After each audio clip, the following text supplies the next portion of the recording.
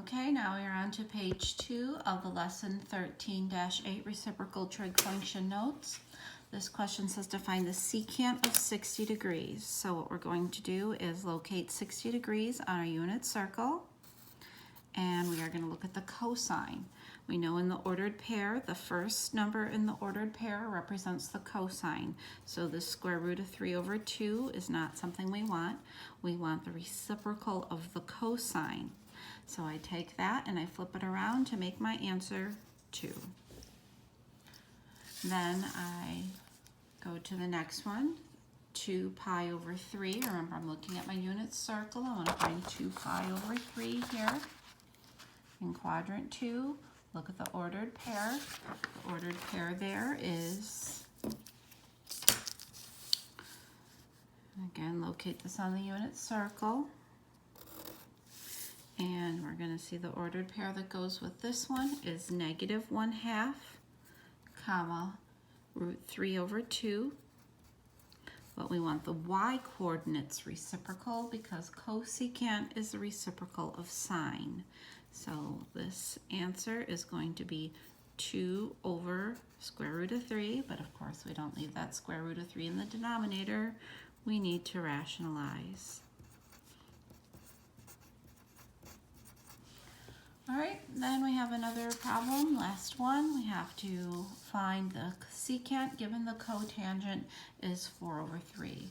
We want to start this one with knowing that cotangent is the reciprocal of tangent, so therefore it's adjacent over opposite. We know this is in a right triangle, so in our right triangle we have some angle theta that has an adjacent leg of 4, an opposite leg of 3. Now you might remember your Pythagorean triple, 3, 4, 5 combination, so we know that the hypotenuse is 5.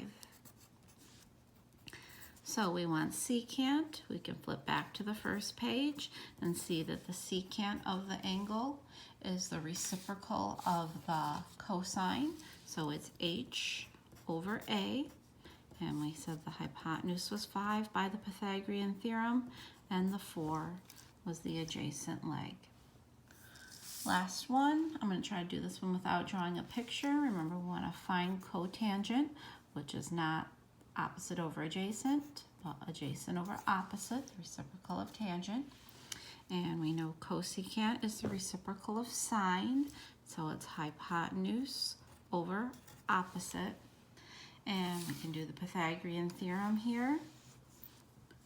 This is the leg, this is the hypotenuse, and I'm solving to find the other leg. It goes a squared plus b squared equals c squared. Again, a and b are the legs, so we know 3, and the other leg is missing. I can call this 3a or b. Now watch when you square the square root of 13. The squaring and square rooting cancel. So this is going to give me 9. This is going to give me 13. And I'm going to get a squared equals 4. Get rid of squaring by square rooting.